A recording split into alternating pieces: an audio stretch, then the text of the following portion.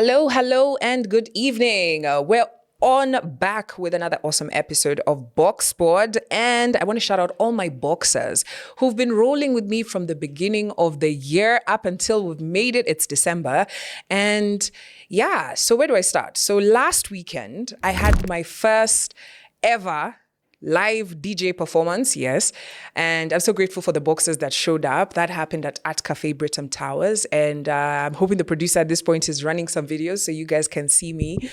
And let me just say this. I think the first thing that I learned, or the message that I have for people in 25, right, is try new things. Don't be afraid to try new things, because who would have ever thought something I was doing as a hobby would have actually impressed people? So there I was, as you can see, people are jamming and people bought tickets and they came through to see me. So I want to challenge you before the year ends, find something that you've been passionate, you want to make it happen. But I don't know, you're just sitting in your comfort zone. You're like, oh my God, I already have a job, or who will it pay? It's not about payment. It's about having fun. Do something, whether it's you want to play a guitar, you want to learn how to cook, you want to learn how to do something, do it. You still have a few weeks left before the end of the year. Don't waste 25. Another thing that happened to wrap up 25, these guys for Spotify and YouTube on Rakisha the year, when they do their wrapped in the beginning of December. But shout out to everybody who got their Spotify wrapped and their YouTube wrapped. And Boxpod was involved. Oh my goodness. Thank you so much to everybody that tagged us. We're like your top 3. Some of you are like our 0.00%ers. Some of you are like 6%ers. But you're so proud to rock that Boxpod banner. I'm very, very proud of you. And thank you so much for tagging us. If you haven't tagged us, I hope you can see all these people who tagged us. We appreciate you. And remember, keep it right here, Boxpod. We are still doing some amazing stuff. And next year, it gets even bigger and better. Now, as you're watching me, do you go to church? Because, there's a relationship between congregants and their pastors, which for some of us who don't come from churches that do stuff like this, it always seems like, are you guys normal, right? But then I've learned not to judge people because honestly, I don't know what kind of relationship you and your pastor have with each other. But like Nigerians, you guys take this thing to a whole new level. Like you invent how to impress us with your ostentatiousness. Yes, I just dropped ostentatiousness on the pod. But watch this. Here's a pastor from Nigeria celebrating, I think his really big birthday. And how do I know it was a big birthday? It was his big entrance. Run the tape. And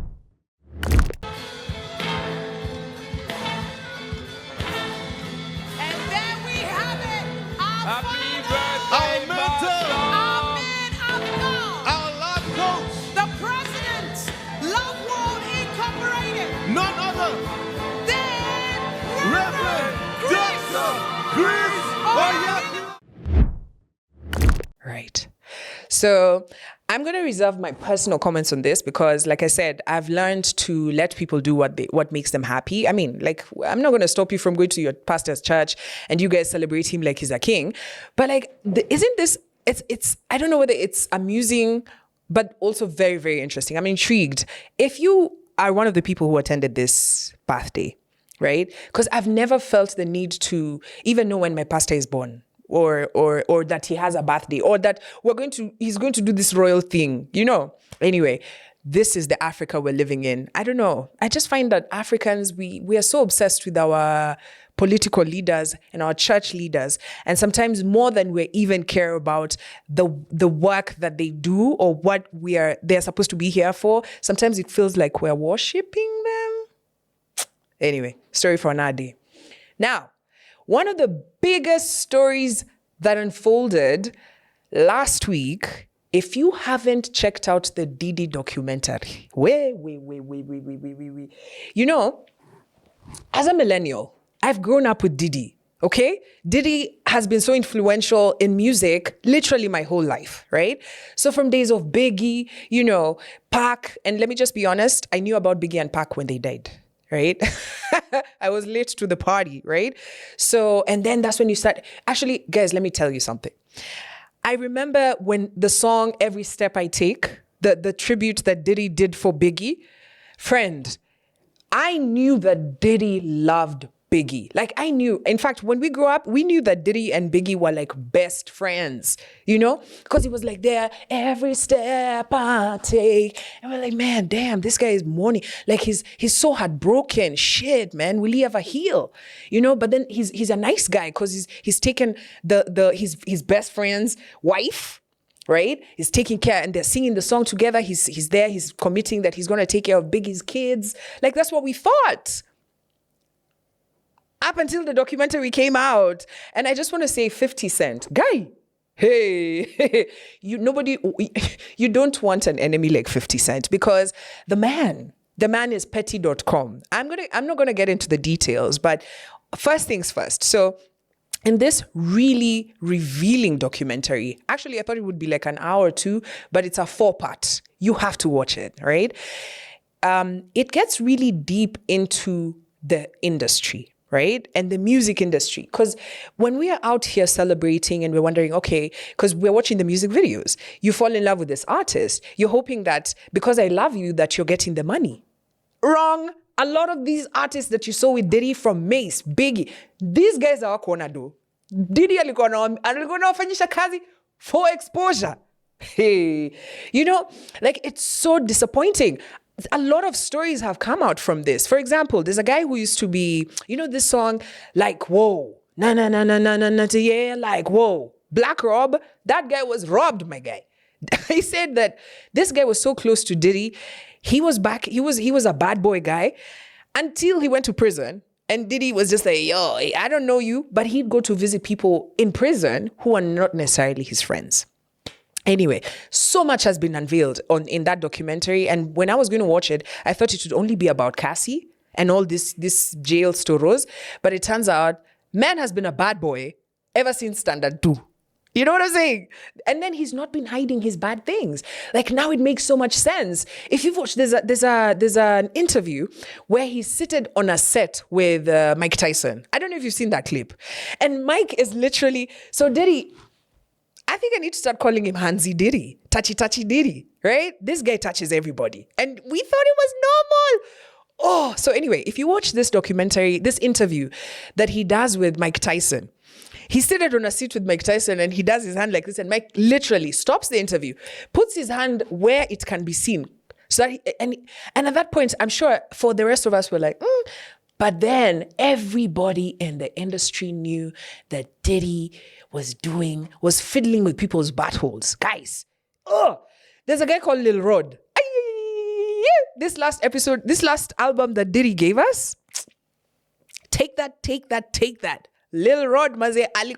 There's a soundbite where he said he would wake up in bed next to Diddy. Like he'd wake up and Diddy is sleeping next to him. And there's no babes, it's just the two of them. And his butthole is on fire. And he's still recording the album, my guy. He's still there living with Diddy. And I know there've been so many comments, people asking like, bro, like, how did you stay? Like, ukiamka the first day umeamka na mniga mwingine kwa kitanda na nini yako inauma. Do you just continue recording? This is what I'll say. Abusers, because that's basically what Diddy is, right? What's coming out, what's being alleged, right? Even when you look at a guy like Lil Rod, because these things are common, right? These things we're now realizing they're more common than people have been willing to address. You know, we address when these things happen to women, but we rarely address when they happen to men. So I'm glad that this aspect of Lil Rod, did I just use aspect when I'm talking about this story? And then I drag the ass. No.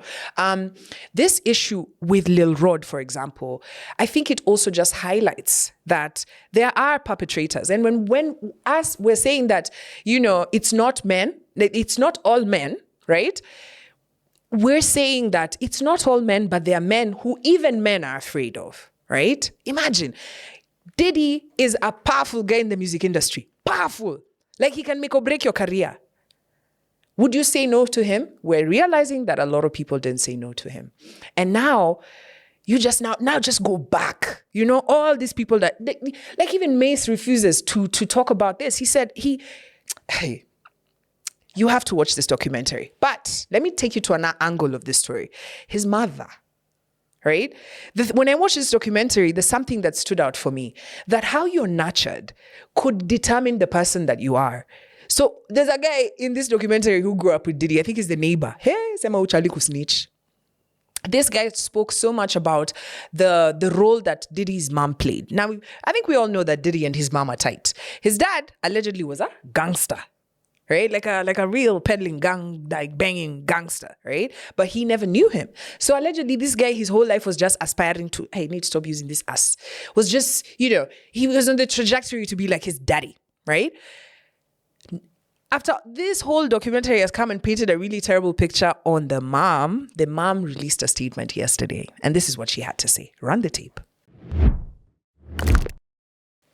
So she's basically saying, I'm writing this statement to correct some of the lies represented in the Netflix Sean Combs' The Reckoning, released 2nd December. These inaccuracies regarding my son and upbringing and family is intentionally done to mislead viewers and further harm our reputation. It continues. Basically, she's saying, none of this stuff happened. This guy's lying. I used to do a legit job. But what's alleged in this documentary is basically these things that Diddy does, these my baby oil stuff, that's the stuff that was happening in his mom's house.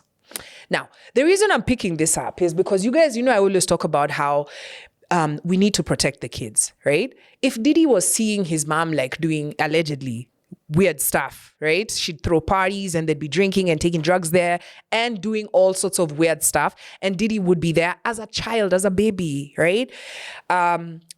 People are saying that's where he's seen this stuff because his kind of sexual appetite is not your ordinary stuff. Ni vitu zenye unasema gay, uliwatch hizi vitu kutoka wapi, right? And it turns out that allegedly he learned it from home. So if you're watching me and you're that kind of person who doesn't mind just being usherati in front of your kids, you're raising an Diddy in the making. You know what I'm saying? Do better. If you haven't watched The Reckoning by Diddy, watch it. I'd give it a 10 out of 10. It's a really great documentary. It's well done. And Curtis 50 Cent Jackson, if that guy says he's your enemy, please move from earth because he will unearth everything. And he is petty and he will take his time. You know how petty he is? Allegedly, there's an interview he did after because Diddy's guys came out and said, hey, this footage that you've used, because they have some really damning footage, That's what makes this documentary really great. I don't want to spoil it for you. You have to watch it. So Diddy's guys allegedly trying to sue 50 Cent, and 50 Cent did an interview to clarify, and he only did it on ABC News, allegedly, because that's the only station that is being shown in prison where Diddy's at. Petty.com. I don't know whether that's true, but that's alleged.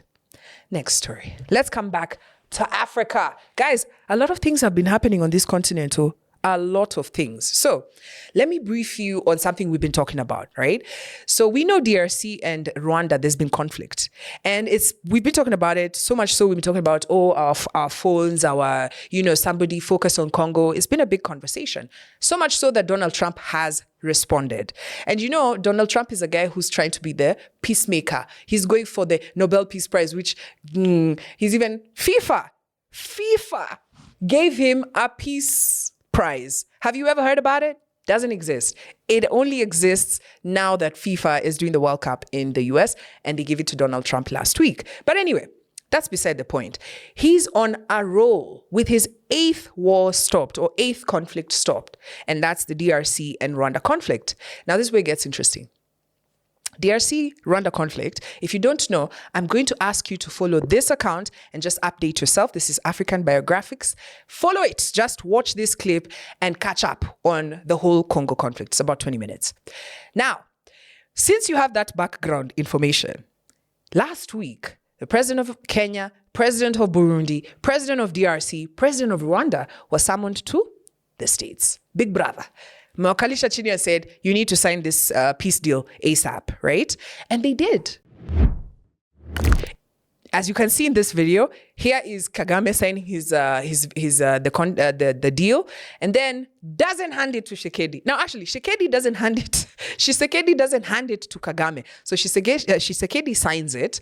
Then the mediator has to come take the thing and give it to Kagame. So now my question is, how can you be inking a peace deal when the two of you can't even see eye to eye? But that's beside the point.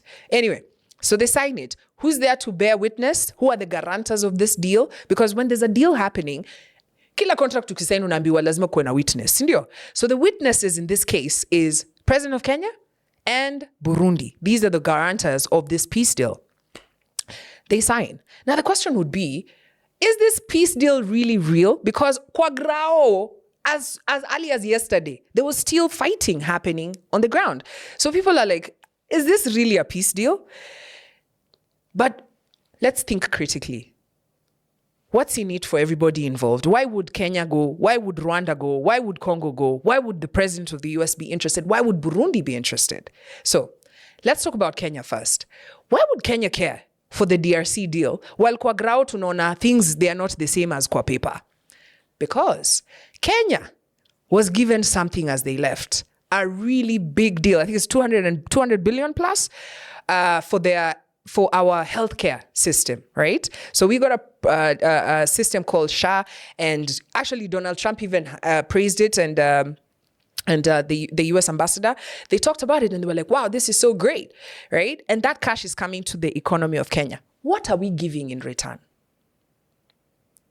Our data, our health data. I'm not going to get into details whether that's good or bad. I want you to read about it. Now, why would Burundi be on the table? They're also getting something out of it. Why is Rwanda on the table? They're also getting something out of it. Why is DRC on the table?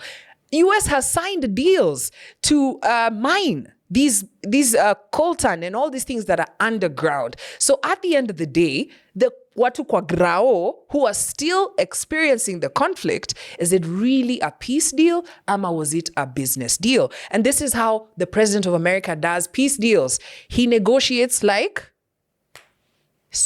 it's like it's the apprentice, okay?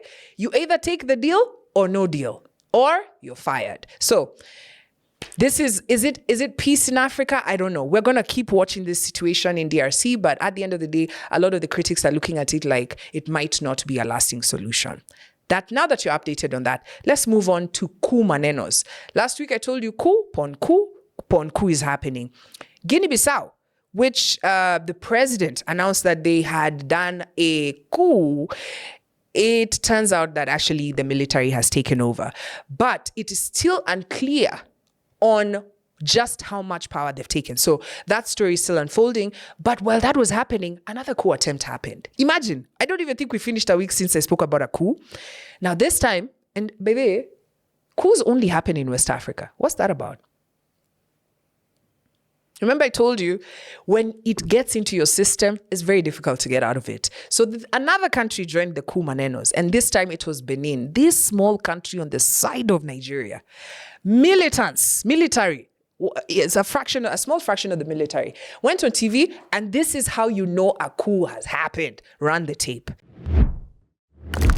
Les Béninois, chers compatriotes, en ce jour, dimanche 7 décembre 2025, nous, forces de défense et de sécurité, après une réflexion bien mûrie et pour donner un repère à notre pays, avons décidé de prendre nos responsabilités suite aux multiples dérives du gouvernement de M. Patrice Talon. Here are the guys on TV saying, my guy, we have taken over the country. This president has been ousted. The president himself then announces, says, these guys have taken over. Now, this is where ECOWAS quickly jumped in, sent Nigerian troops kwa grao, and the president is back. As we're speaking, that coup was stifled, right?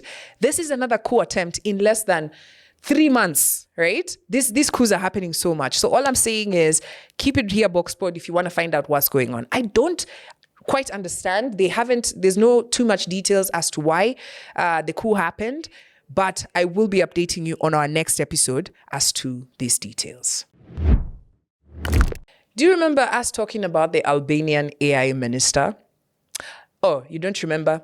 Let me update you. So, Albania The president there decided to have a minister who is incorruptible. Kwa sababu tunajua, in this world, no, it's not an African thing. This world, guys are corrupt, right? People, you work somebody here to be the minister of finance. On the side, they're just scheming up, a percentage of the country's wealth. And so they came up with this brilliant idea. And I've been talking about it. I said, hey, why not put like technology to help us combat corruption? Now, this AI minister, Kayekwa, they announced it was big news. But now I'm here to tell you guys, in less than 2 months of the last time I updated you about this story, this Albanian minister has been busted stealing. The AI Albanian minister is corrupt. So they were put to be in charge of tenders. You know how people get like deals, like you want to work in Gava, you want to build a road, you want to do construction, you want to, do what, right? And so you have to go through the tender process. This is the ministry that this AI Albanian minister is in charge of, and apparently has been giving kickbacks and scheming money off the top. Run the tape. Albania built an AI system saying that it was going to crack down on bad behaviour in government. But that said AI minister just got caught running crypto like it's side hustle season. She, as in the AI, claimed that it was a stress test. But investigators say that she was skimming 10 to 15% off of government contracts, sending the money to unknown wallets and hiding the whole thing behind a neural network. All based on 30 years of procurement stacks.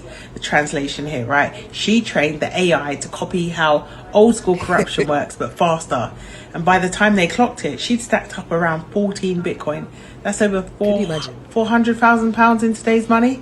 All of that in just 3 months on the job, roughly the same time that Liz Truss was Prime Minister in the UK, and she lasted less time than a lettuce, right? At least the lettuce didn't get caught with crypto.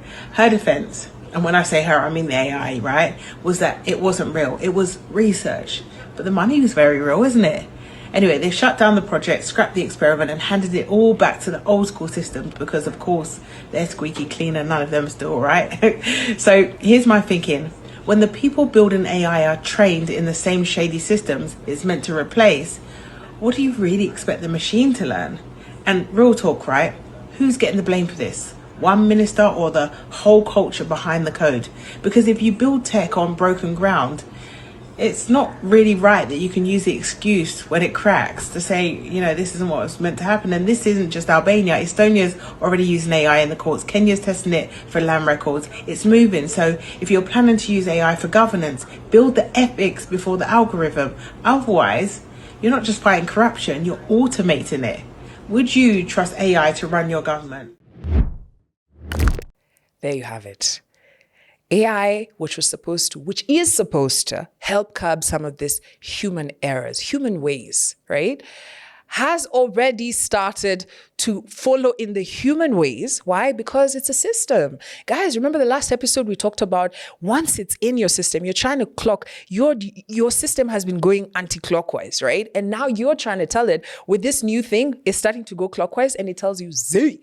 In a span of like 3 months, this thing has eBAD 400,000 pounds, right? And this is like 10% of. Now, I know Africans were sitting here going like 10% is better than everything, right? Just today in Kenya, there was a headline that, do you remember how last year the president told us, was it last year? The last president told us that Kenya loses 2 billion Kenya shillings every day through corruption. And we laughed about it. 2 billion Kenya shillings every day through corruption, right? Things like procurement, things like what Albania had set this MP or this minister to curb, right? Places like procurement, because that's where the scheming really happens, right? Kenya is now losing 3 billion. We have now moved from 2 billion to 3 billion daily. Every day. When I tell you this country is rich, and we don't even have things like coltan, okay? We don't have oil, but we're losing 3 billion Kenya shillings. I want you to do the math, right? Today, by the end of today, 3 billion Kenya shillings would have been siphoned out of the economy. Note, at the same time, there are doctors, nurses, lecturers, professors who are on the street, haven't been paid for like 12 months. But note, every single day in Kenya, 2 billion Kenya shillings is lost through procurement. So You've heard. In this, we're thinking, okay, AI will be the solution. And I promise you there's so many schools of thoughts on this and people actually implementing AI in different systems across government. And you've just had, even in the courts in AI, here in Kenya. But here's the problem. If you're already so expert at corruption like this, whatever systems you put in place will just mimic that and get better at it. If this is an old school system in Albania where corruption was so great, and then the AI has come and within 3 months has managed to scheme off 400,000 pounds, do you know what it could do in Kenya? I mean, we lose 3 billion anyway. Now, put in AI. Thank you.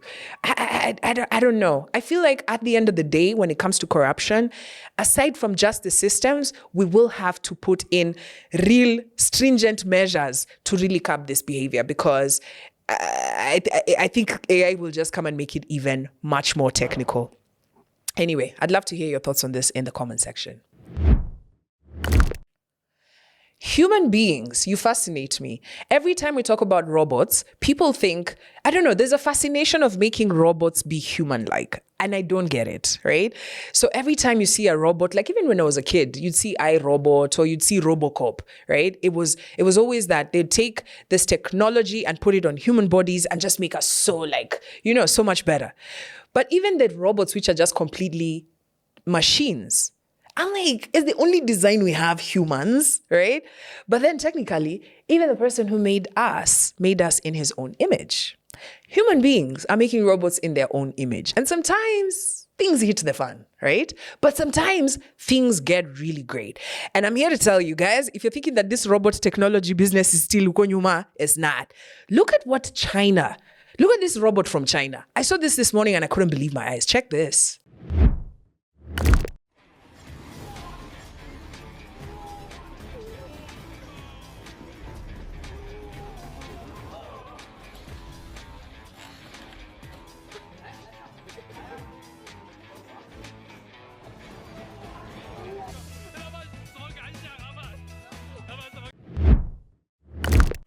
Yeah. That's a strong martial arts kick from a robot. I don't know, guys. I don't know. I don't think training these non-human entities to be like humans, but they don't have the emotion of it, right? So you're teaching this thing how to kick, but then what if it's a strong kick? And then it doesn't have the emotion of atimutu usikie uchungu. I don't know why we're obsessed with making these robots be like human beings, and these companies, as they're making them, who are they coming to fight? You get what I'm saying? Soon they will be introduced as security. We imagine uko kwa club maze. Unajua boss, at least unaweza negotiate na yeye hapo nje aticheki sina ID nimesahau nje. This thing will just kick you. You find yourself if it's a cop, just imagine it's a cop who has busted you. Countries that, for example, like we know, like look at a country like South Africa. South Africa is the murder capital of the world, right? They have more private security than they have police officers, right? So I'm sure there's somebody who's looking, one of those private companies is looking at how to buy robots to join the security team. Sindio, how are you going to negotiate with this thing, my guy? How you want to tell this guy, I forgot my ID nyumbani? Well, it's over there, kijana, letter ID on the street. By the time you've even said anything, the thing has kicked you because it doesn't have emotions. I don't know about this. And then also, some of these robots are drunk. Yeah, they kunyote. Like, did you see the robot from Russia? Run the tape.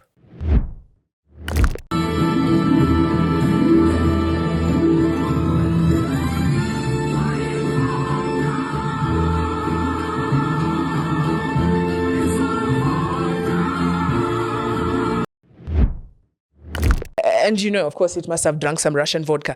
But what I'm trying to say is that, look, guys, robots are here. And in fact, I strongly believe that within the next 10 years, we're going to start seeing robots in like personal spaces because the technology has really moved so fast. This robot can kick, and not just kick lightly. It has, you've seen, I mean, I don't need to tell you. You can do some more research and find out about it. But you know what makes me so nervous is that with all this technology, AI and all this and robots, Africa, we are just spectating. Tuko tu hapa, tuko macho. because there's no robot that's going to take our jobs. We have the workforce. Africa is ready for that. You know, we have so many young people, but like robots are here. And you know what? Think about it. If a robot, and you can see why these people are making all these robots to be human-like, right? Think about it. If this robot can carry, right? You need, say, 100 MJ guys to carry the bricks, right?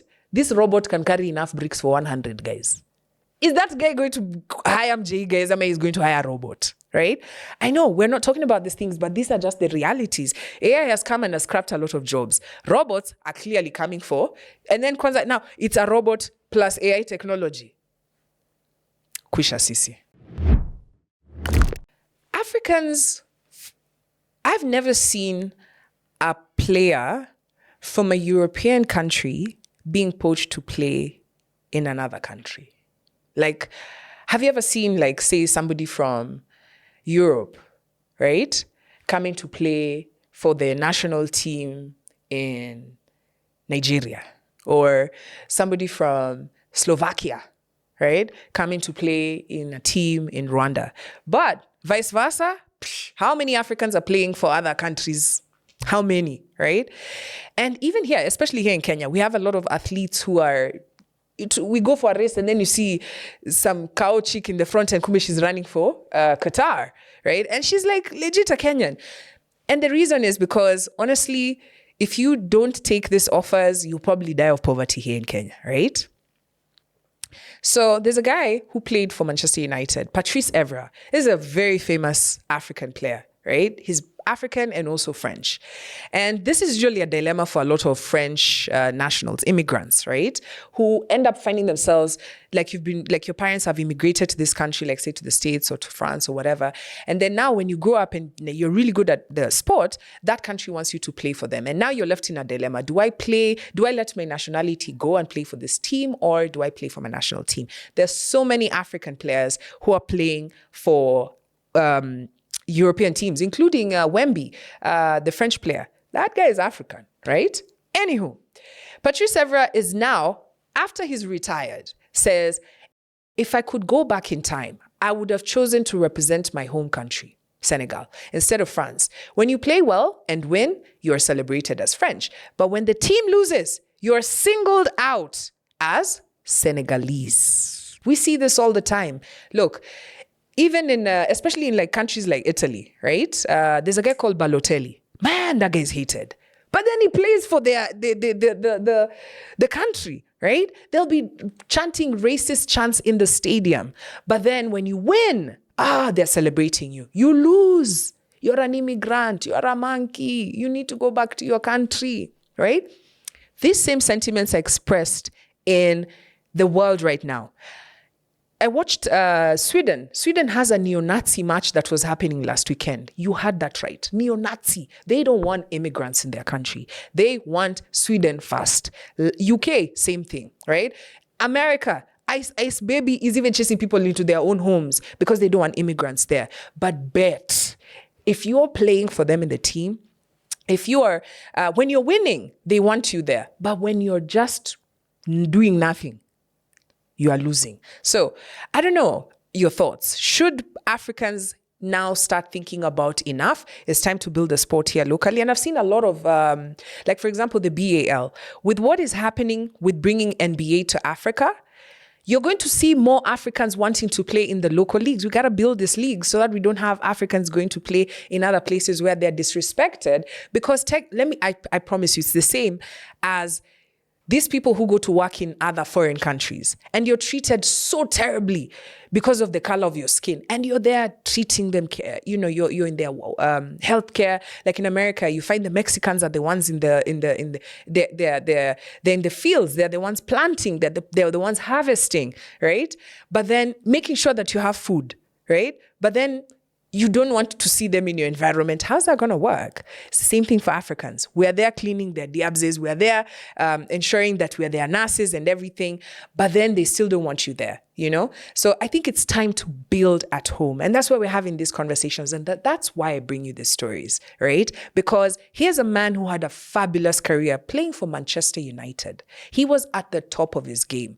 If Patrice Evra chose to play for Senegal, it would have done amazing for other African players to say, okay, you know what, I'm also going to choose the African side and not the Senegalese side. And by the way, now that we're talking about double citizenship, dual citizenship, America is calling for the end of dual citizenship. And I was asking this question to some of my friends, right, who are dual citizens. Which citizenship do you choose? Which one would you choose? If you had a passport, moja ni ya America, na ingine ni ya Kenya, which one do you choose? Which citizen do you say is non-negotiable? Right? Which one do you say, I'm going to let this go, I'm going back to my country? Or do you say, my country, there's nothing going on there, I'm going to stay here? These are the tough conversations that Africans are forced to have.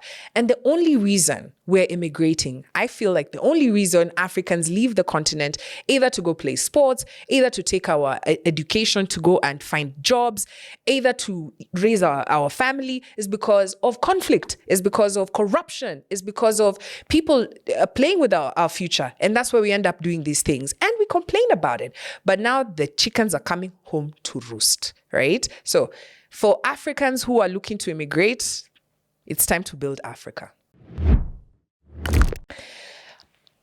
Another thing that I'm so passionate about, and there are a lot of people who think that this is it's a myth, climate change.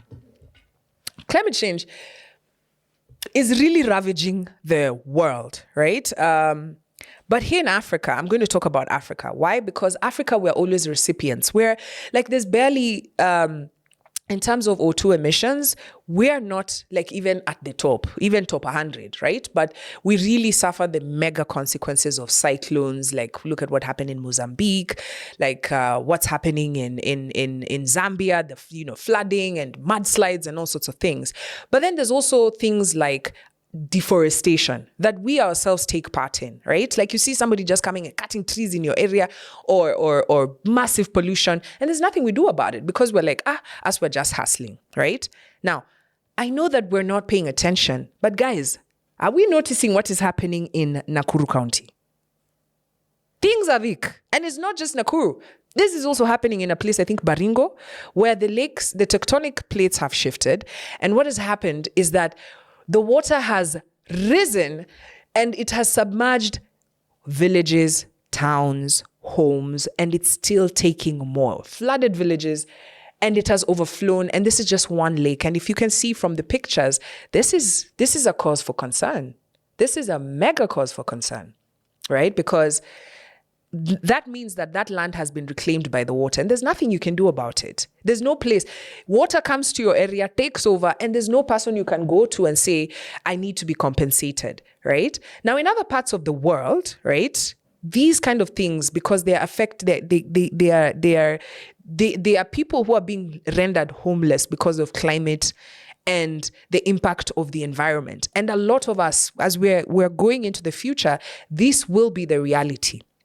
That nature will come and claim your things, either earthquake or water, and that's why we have to have the conversation about climate change. And that's why we have to embrace these conversations on climate change now, because a lot of the people who are making these decisions, like say, for example, COP30, which has just ended, and me, all I can tell you is there was no actual guarantees. These people are just talking.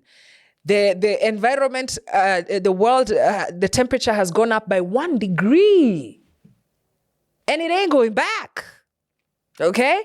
And they just keep having these meetings where they invite all these influencers of environment. Guys, unajua kuna kuanga na influencers of environment. And I'll invite a few of them here so you can see that this is a concerted effort by these organizations that are just, and some of them, like them, big oil corporations, right? Some of them are even in this country, right? Them, they only care about profit. So when they go to these things like COP30, where environmentalists are talking about, guys, this is the situation. Them, they just pay these influencers to just do travel to Brazil, travel to South Africa, travel to this, so that you can just do photo ops. But then they leave there and there's nothing that has been committed, right? And something like environment and weather, if the world doesn't work together, we're all fucked. Guys, this is not even a conversation for the future. You know, there's a country that has completely submerged, a whole country, completely. That country is now having to buy land in another country so that they can take their citizens to move. So that because, Jackie, if it floods, there's nothing you can do. And these things are being caused or exacerbated by human beings. And we are the ones who are making the environment terrible. Look, I'm not even going to go deep. I'm going to focus on something that's currently right here, right now. Because, you know, I could be telling you about Naivasha, Nakuru, say, me, I don't even go there. It's none of my business. Uko ushagosi kwetu. Kwani si wahame, ama wanunue boats. Right? But this is a reality for Kenyans. There are Kenyans, you've seen in that video, those homes submerged, they're not going to be compensated. That land is gone. Ni sasa kutafuta ushago mpya. You get me? Now, just imagine like your village. Where do you go? Where your inherited land, you have bought, you have built the house. Where do you go? Right? So these are real issues. But let me bring it to Nairobi because I've noticed something, and I've noticed it. This has been happening slowly over years. And now I am worried that we're going in the direction of countries like India. Right? What do I mean? There's a lot of construction happening, which is great. It means that Kenya is getting better. It means that our economy is growing. It means that we're going to soon move from a developing country to a second world country, which I hate those terminologies, but yeah, read about it, where our economy allegedly is growing. We don't feel it here kwa grau, but you know, it's growing. But with that comes, with rapid growth, there's no focus on trying to save the environment. Right? In any way. They cut trees, they don't replant them. And you know, how do I know that Kenyans don't care about it? You never see anyone on the streets protesting, saying you can't cut trees, kiholela, show us where you're planting the other ones. Nobody cares. And even as I'm telling you the story, I know some of you have probably switched the episode off because you're like, why the fuck should I care about trees? This is why. If you look in the sky in Nairobi around 6 p.m., right? 6 p.m. Apple, when it's now starting to settle in, right? The sun is just about to go down. I don't know if you've noticed that there's a smog in the sky, right? Smog is like just between the clouds and the ground, right? A smog. Now, what is smog? It's just carbon dioxide, just all these fumes zina linger. They linger in the air. And what ends up happening? Oxygen reduces, right? What is the extreme version of this? Let me show you what the capital city of India looks like with this issue. Run the tape. I'm going to show you in just one visual how life-threatening it is to live in the national capital of the world's fourth largest economy. Here in Delhi, on one hand, you have an extremely polluted Yamuna river. A toxic layer of white foam is floating over it. And right above it, you can see a toxic layer of smog showing extreme air pollution. We're at the Kalindi Kunj Yamuna Ghat in Delhi, and this building is just about a kilometer away from where we're standing, and still you can barely see it. And that tells you how bad the air pollution in Delhi currently is. That shows you the poison we are breathing in Delhi every single second. The AQI in Delhi is currently around 500, which falls in the severe category. It can give long-term illnesses to even healthy people. It's affecting kids, their growth and their lungs even before they're born. But still, it's not considered a public health emergency in our country till now. Still, we don't have the Union Health Ministry talking about it. This pollution is now killing more people every year than COVID-19 did in 3 years. Still, there's not even a % of similar seriousness or urgency for this. The citizens of Delhi are just left out to deal with this toxic water and toxic air, while ministers live with their air purifier. Did you hear that? I don't know if you heard that. I don't know if you heard that. The people that are supposed to make these decisions are mum. Wamenyamaza. I want you to take a moment and think about, why would they be mum? Mbona wamenyamaza? Because shit has already hit the fan. if they start talking about the air, they are admitting that they have to do something about it. But there's nothing they can do about it because the air is already fucked. We're talking about the river. The river is dead. Unajua river kukufa what it takes, right? It's because of rapid industrialization. So it's a good thing, but then they didn't care about the environment at all, right? Even as they're saying, like, just imagine you're standing in a building and you're looking like across, like we're seated here. We should be able to see like, buildings in Upper Hill or buildings in town, but they can't see. Why? Kismoke. Respiratory conversation, respiratory diseases. This, if you go to the hospitals right now, right, there's a cause for concern because there's been a rise in this particular issue here in Kenya, here in Nairobi, right? The air quality in Kenya, at some point, I think about 5 years ago, Nairobi was voted as some of the best air in the world. Our AQI, which is the air quality index, was really good, right?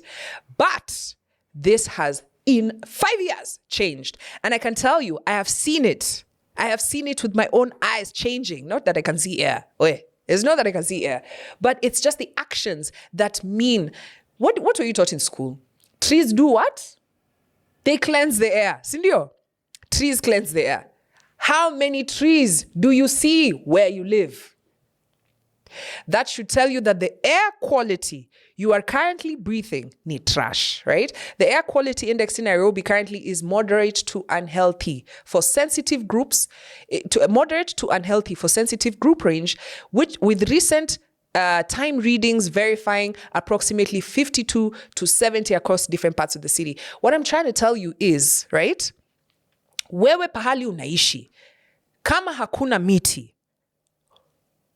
hiyo air yenye God alikuwa na intend ubreathe haiko. You're probably taking less oxygen than your leader who's making these decisions to have these trees cut. They don't fucking live where you do. They live where there's trees because they understand this. In their homes, they have air purifiers. And I'm sure you've seen the ads. All of a sudden now there's ads of electronic device companies selling us air purifiers. When the fuck did Nairobi need air purifiers? Guys, this is not even, it's like, there are things which we can talk about and then we can play about, but oxygen, air, So if you've never cared about this conversation for climate change or environment, right? It's simple. You see what's happening in India. They can't see even the buildings, right? Because the smog is so thick. They can't breathe. They're choking.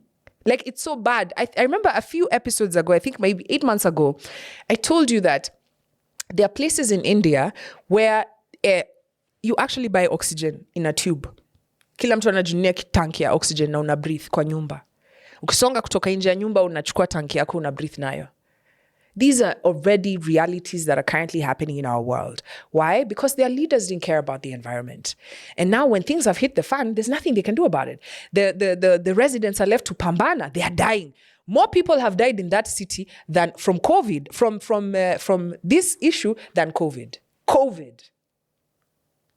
So this is a cause for concern. So I'm telling you, because some of you call me Prophet Kwambooks. Guys, pali tunenda sikufiti. And your leaders, they don't give a fuck. They don't give a flying fuck, right? You have to ask yourself, why would the president of Kenya want to plant trees as a proper measure? Like, why does he announce it that we have planted X amount of trees? We are currently at a shortfall.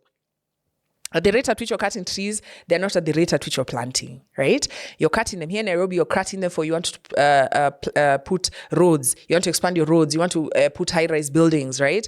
Munafikiri ati huko kwa ati the higher you go, the air becomes blood fucking. Inakuja kutoka from the trees. That's where the oxygen comes from. So the higher you go, the less oxygen you're going to breathe because there are no damn trees.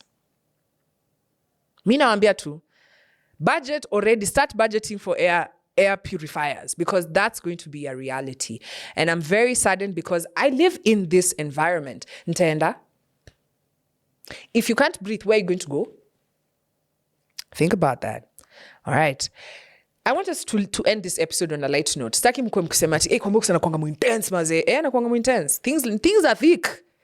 But I also want to educate you and leave you informed, because at the end of the day, kuna nyang'au inaniwatch hapa sahi na you haven't gotten your voter's card. Is the reality. You're watching me and you're not making these decisions. You're just a spectator, but real life shit is happening and it's determining the kind of person that you'll be, the kind of future your kids will have. But then you just don't even want to take a voter's card. Anyway, let's end on a light note, right? I love sports. You know that, right? Last episode, I told you I was courtside for the BAL, and a big shout out to the City Thunder, Nairobi City Thunder. Whew, tremors could be felt all the way in East Africa because they did that thing in the Eastern Conference. Now, more sports are opening up. More sports opportunities are opening up for African youth. And this one I'm very excited because on Friday I had the opportunity to go for an MMA Africa tournament. If you don't know what MMA is, mixed martial arts, right? It's not considered professional here in Kenya, but this is the beginning of the future, right? So on Friday, they had this huge tournament. It happened at Broadwalk Mall. And I had the awesome opportunity to attend. This was set up by Anza MMA. And this is a good start. Man, I have to be honest, mixed martial arts is kind of hectic. Niliona damu. Guys, me and blood, we don't go, like, I don't know. I'm not into fighting that much, but I did enjoy myself sitting courtside watching this. There's a guy called Osama. That's a guy to watch out for. Kenya did amazing. TZ also did their thing, but UG was really tandikwad. But the guy that stood out for me was the last bout. There's a guy called Osama. He really whooped that guy's ass. He had a knockout, and it was fabulous. I want to play you a small clip. This is covered by NTV, who were also there, and this is what they showed us. Osama Ali Ninja Turtle put in a splendid performance in Kenya's inaugural professionally sanctioned mixed martial arts event at the Broadwalk Mall, Nairobi, as he delivered a technical knockout to Uganda's Stephen Rakara in the featherweight category. Ninja Turtle delivered the emphatic performance in the first round as he showcased his brilliance in front of a packed crowd.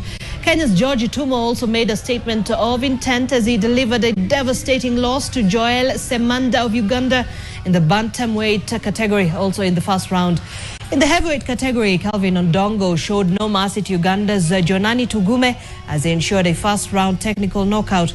A triangle choke by Daudi Rajabu subdued Farouk Ogwal as the Tanzania secured victory through submission in the last of the four main card fights. The event had drawn from global MMA organizations, including UFC, PEFL, and AKO, who are keenly monitoring the growth and viability of the combat sport in the region. Yeah, so he did the thing. Osama, man, I never thought there'd be a day, right? I'm a millennial. I'm an older millennial. There was never a day I'd considered that I'd be in a room chanting, Osama, Osama. And that's how I'm going to end this episode. Guys, have a fabulous evening. If you've just started your day, I hope I've left you a lot to think about. But I want to leave you with one last thought, because guys, you have to question everything. It's why we have this show. And it's why I say run the tape. Si tu kusikia story ya jaba. You also want to see it, because not only see it, do research for yourself. All the stories I've told you, please make sure you go read for yourself. Get to understand it more. And let's catch up here on Sunday for an awesome episode, not for Run the Tape, but Boxpod. But I want to leave you with one thought, something to think about, right? How many continents are there in the world? I'm going to leave you multiple choice, right?